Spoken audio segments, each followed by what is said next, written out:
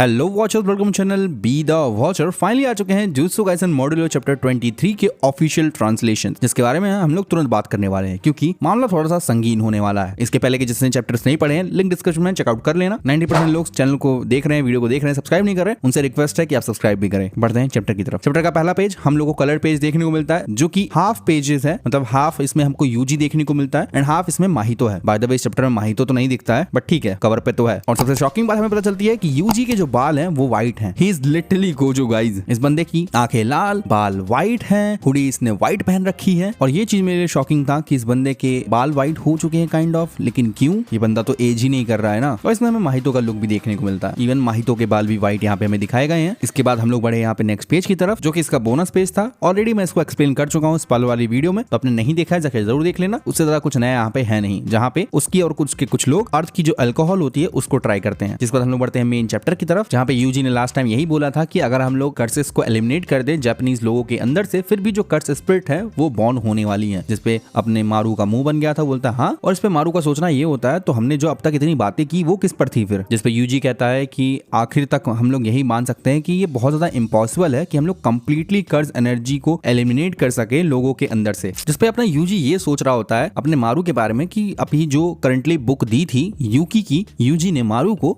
उसमें से मारू ने इंफॉर्मेशन को एब्जॉर्ब नहीं किया। मतलब उसने बुक को लिया और पूरी बुक उसके दिमाग में आ गई, ऐसा नहीं हुआ है, बल्कि वो बस धीरे धीरे उन पन्नों को एक्सेस कर पा रहा है। उसने डायरेक्टली इंफॉर्मेशन सब एक साथ नहीं ले ली है, वो जो इंपॉर्टेंट है उसको धीरे धीरे जान रहा है। इससे हमें थोड़ा पता चलता है कि मारू जो है अपनी टेक्निक को इस तरीके से भी यूज कर सकता है। जिसके बाद यूजी अपनी बात को कंटिन्यू करते हुए बोलता है कि पहले तो हम बात कर लेते हैं ऐसे लोग जो जापान के बाहर रहते हैं, जिनको बोला जाता है कि उनके अंदर कोई कर्स एनर्जी नहीं है। लेकिन मैंने जैसे पहले बोला था, धरती के ऊपर जो कर्स एनर्जी है जापानीज पीपल के लिए वो यूनिक है, और उनके लिए भी जो जापानीज रूट से जुड़े हुए लोग हैं, मतलब जो जापानीज लोग अगर बाहर भी होंगे ना, तो उनके अंदर भी ये कर्स एनर्जी होती होगी। लेकिन इसके लिए भी कुछ एक्सेप्शंस हैं। जो लोग हैं जो ओवरसी हैं वो भी कर्स एनर्जी को एमिट करते हैं, लेकिन वो इतनी ज्यादा कम है जापानीज लोगों के मुकाबले कि उसे ना ही माना जाए। तो इसीलिए जो कर्स स्पिरिट है, अगर हम लोग जापानीज पीपल के लोगों से खत्म भी कर दें, उसके बावजूद भी जापान के बाहर से बॉन्ड हो सकती हैं, और होती भी हैं, बट इतनी नहीं होती हैं। पर कभी कभी ऐसा भी हो जाता है कि उनमें से कोई एक स्ट्रॉन्ग निकल के चला आता है। इन बातों के बीच में हमें जो है कुछ हिस्टोरिकल जगहें दिखाई जाती हैं। लंदन हो गया, न्यूयॉर्क हो गया, और इंडिया के भी यहाँ पे ग्लिम्स होते हैं। जिसपे अपना मारू कहता है कि अगर कर्स एनर्जी उनके मुकाबले बहुत कम है, मतलब जो बाहर लोग रहते हैं, तो उनसे ओरिजिनेट हुए कर्स स्पिरिट्स की जो एनर्जी होती है वो स्ट्रॉन्ग कैसे हो जाती है? जिसपे यूजी का मानना होता है, नेक्स्ट पेज पे हम लोग पढ़ते हैं उसकी कन्वर्सेशन के थ्रू, तो वो बोलता है क्योंकि जो कर्स एनर्जी है वो बहुत ज्यादा वीक होती है बाहर, तो ऐसे बहुत ही कम प्लेसेस हैं जहाँ पे वो एक साथ इकट्ठा हो पाती हैं और कुछ शेप ले पाती हैं बिना फेड हुए। मतलब वो जो कर्स एनर्जी निकल रही है थोड़ी बहुत, वो गायब होने से पहले शेप लेने के लिए उनको बहुत कम टाइम मिलता है, बहुत कम जगह मिलती है। तो जो वीक कर्स स्पिरिट है, जो कि हमें जापान में इधर उधर देखने को मिल जाती है, बाहर तो वो बन भी नहीं पाती हैं। और ऐसा जो है अब तक लगभग 70 साल हो चुके हैं कि जो कर्स स्पिरिट हैं उनको पब्लिकली बता दिया गया था, या फिर उनकी इन्फॉर्मेशन पब्लिकली हो गई थी। और तब से लेके जो कर्स एनर्जी है, वो जो लोग बाहर रहते हैं जापान के, उनकी भी कर्स एनर्जी जो है वो टोक्यो के अंदर फ्लो होके आती रहती है। दूसरे शब्दों में मैं ये कहूँ, अगर हम लोगों ने जो कर्स एनर्जी जापानीज पीपल के लोगों से हटा भी दी, तो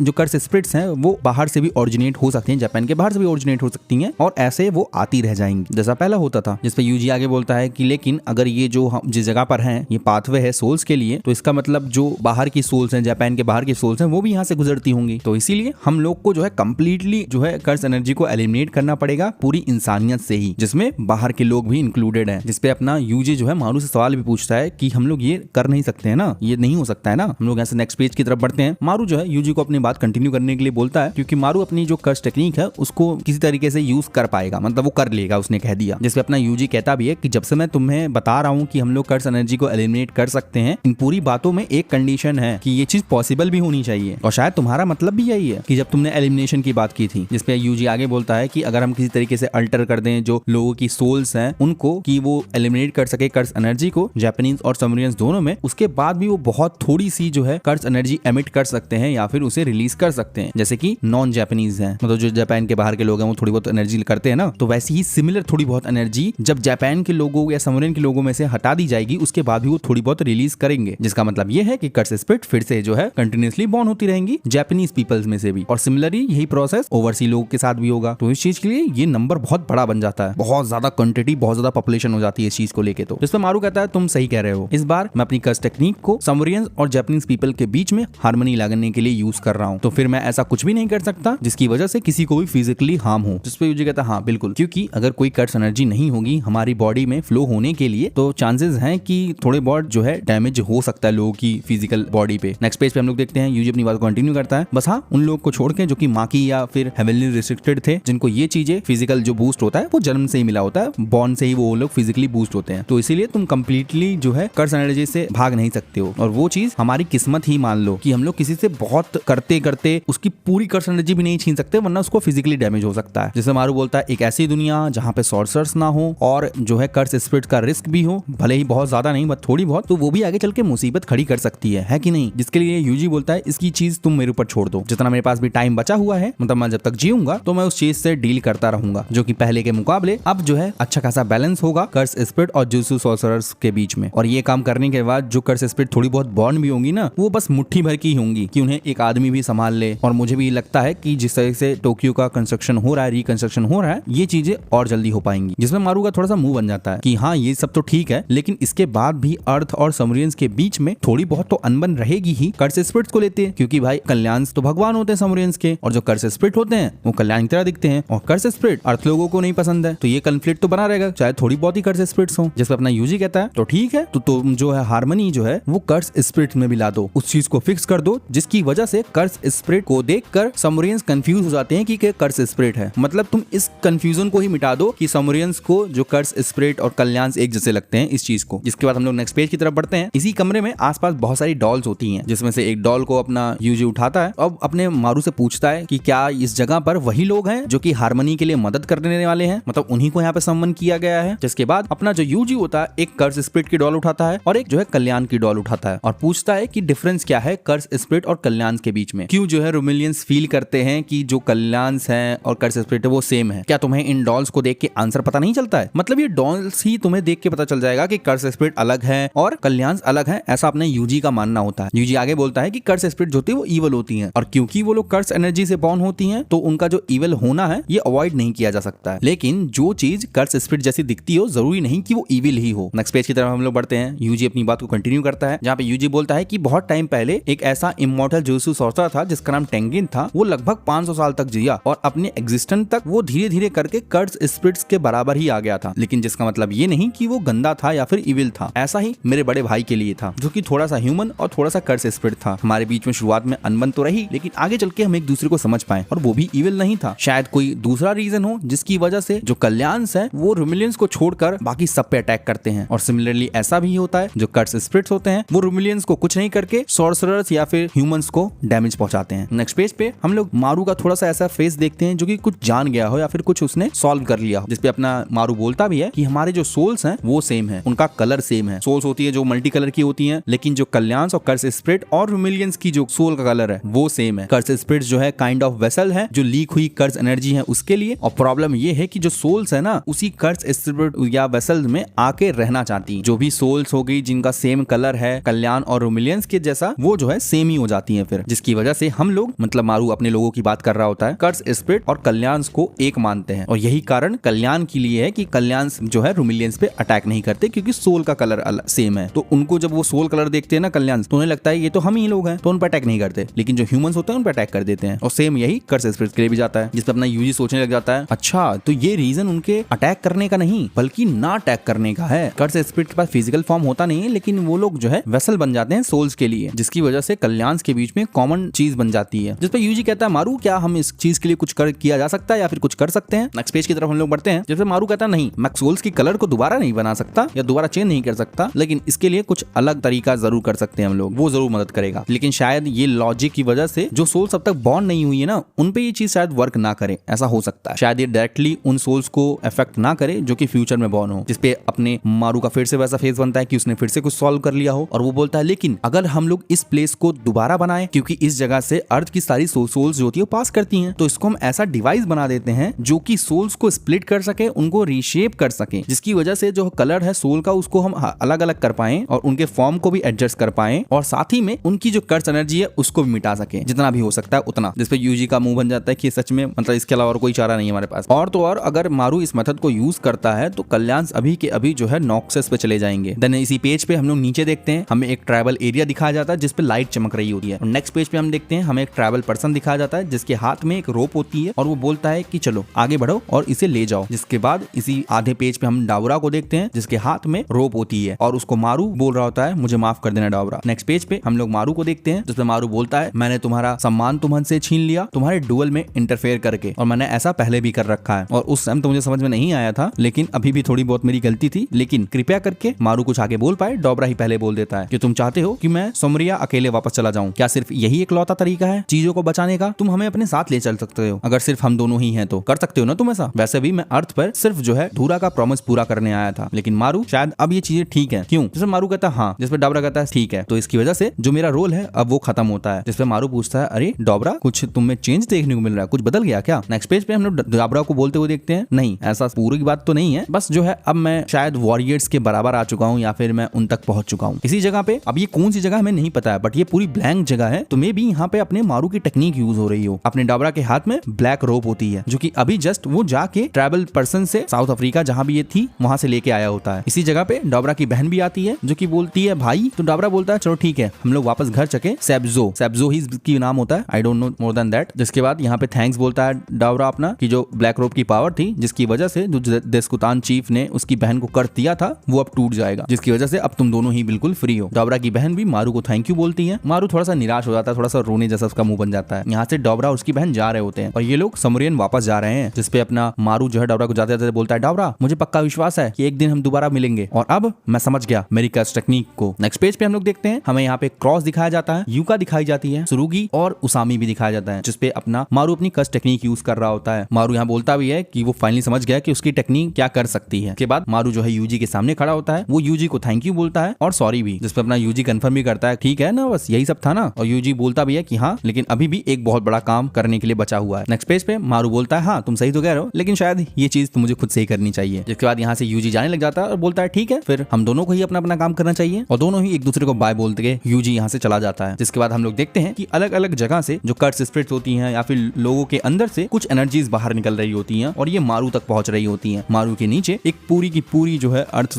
सोसाइटी होती है। मारू जो है अर्थ की कर्स स्पिरिट्स को देख पा रहा होता है और वो बातों को भी याद करता है कि ये कितना ज्यादा बड़ा पाप है जो कि यूजी ने बोला था, जिसपे मारू कहता भी है ये तो सही है मैं भी तैयार नहीं हूँ। नेक्स्ट पेज पे ये बात कंप्लीट होती है कि मैं अभी तैयार नहीं हूँ कि मैं जो है अकेले इन सब चीजों का बर्डन ले सकूं, इस पाप का बर्डन ले सकूं। जिसपे अपना जो मारू है वो बोलता है कि मुझे माफ कर देना, एटलीस्ट रेस्ट इन पीस। अचानक से हम लोग देखते हैं कि मारू का कोई हाथ पकड़ लेता है और नेक्स्ट पेज पे ये कोई और नहीं क्रॉस होता है जो कि बोलता है चलो इसे साथ में करते हैं। जिसके बाद हम लोग देखते हैं कि दो और हाथ आते हैं, एक अपने सुरुगी का होता है और अपने यूका का होता है, जहाँ पे यूका बोलती है कि चिंता मत करो हम लोग भी तुम्हारे साथ हैं। हमें यहाँ पे सुरुगी क्रॉस यूका का क्लोजअप दिखाया जाता है। इन सब चीजों को देख के अपना मारू रोने सा लग जाता है, लेकिन फिर से वो खुद को संभालता है और अपनी टेक्निक को यूज करता है, जहाँ पे हम लोग देख पा रहे होते हैं कि जो सारी एनर्जी होती है वो वापस अर्थ की तरफ या स्पेस की तरफ जा रही होती है। जिसपे अपना क्रॉस एकदम चिल्लाता है कि सारे स्पिरिट्स को मैं प्रार्थना करते हुए इस पूरी की पूरी हार्मनी को और इसके पूरे रिचुअल को कंक्लूड करता हूँ, खत्म करता हूँ। और ये बातों को क्रॉस और मारू दोनों कंप्लीट करते हैं और इसी के साथ साथ ये चैप्टर यहीं पे एंड हो जाता है। जी हाँ गाइस, ये था detail explanation of chapter 23 JJK मॉड्यूलो। आपको कैसा लगा कमेंट जरूर बताना। अभी मुझे कुछ और वीडियोस बनानी है तो मैं चलता हूँ, जल्दी इसकी थ्योरीज और बहुत सारी चीजों पर हम लोग वीडियो बनाने की कोशिश करेंगे। तब तक के लिए आप हमारे साथ बने रहे और ऐसे ही देखते रहे बी द वॉचर।